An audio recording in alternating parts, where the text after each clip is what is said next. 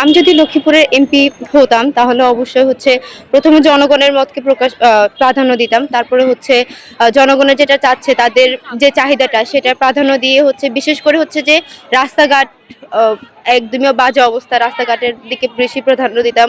রাস্তাঘাট ঠিক করার জন্য হচ্ছে প্রথম পরিকল্পনা নিতাম। তারপরে হচ্ছে যে যেমন চাচ্ছে দেশের হচ্ছে যে মানে যেটা সুবিধাজনক হবে আর কি, সেটার অবশ্যই প্রাধান্য দিয়ে আমি সেই কাজটা করতাম আর কি। আমি যদি এমপি হতাম তাহলে এই যে লক্ষ্মীপুরের মধ্যে আর্থিক যে ব্যবস্থাটা আর কি, লক্ষ্মীপুরের মধ্যে আমি যদি এমপি হতাম তাহলে আমি আর্থিক ব্যবস্থাটার দিকে সর্বপ্রথম খেয়াল করতাম। ওটা হচ্ছে গিয়া বিভিন্ন জেলার মধ্যে দেখা যায় বড় বড় ঢাকা শহর, চিটাগাং, তারপরে অন্যান্য জেলার মধ্যে দেখা যায় ওইখানের মধ্যে কলকারখানা আছে, অনেক কিছু আছে। কিন্তু আমাদের জেলার মধ্যে এই যে কৃষি ব্যবস্থা তারপরে যে মানুষের কর্ম ব্যবস্থা তেমন একটা আহামরি কোনো সুযোগ সুবিধা নেই। সরকারি কলেজের অনার্স প্রথম বর্ষ সমাজবিজ্ঞান ডিপার্টমেন্টের একজন ছাত্র। আমার মতে আমি যদি এমপি হতাম লক্ষ্মীপুরে, আমি যদি এমপি হতাম তাহলে লক্ষ্মীপুরের সর্বপ্রথম রেল যোগাযোগ ব্যবস্থা স্থাপন করতাম। কারণ বাংলাদেশে অন্যান্য জেলার থেকে লক্ষ্মীপুরের সড়ক যোগাযোগ বা যে কোনো যোগাযোগের কথাই বলি, যোগাযোগ ব্যবস্থা খুবই অনুন্নত মানের।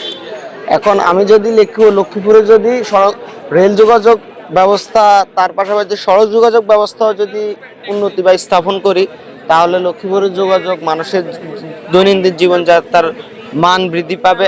লক্ষ্মীপুরের এমপি যদি আমি হতাম তাহলে আমি যুব সমাজকে ব্যবহার না করে তাদেরকে কাজে লাগাতাম। আমাদের লক্ষ্মীপুর জেলার মধ্যে চিকিৎসা খাতে মোটামুটি মানে ভালোই অবনতি।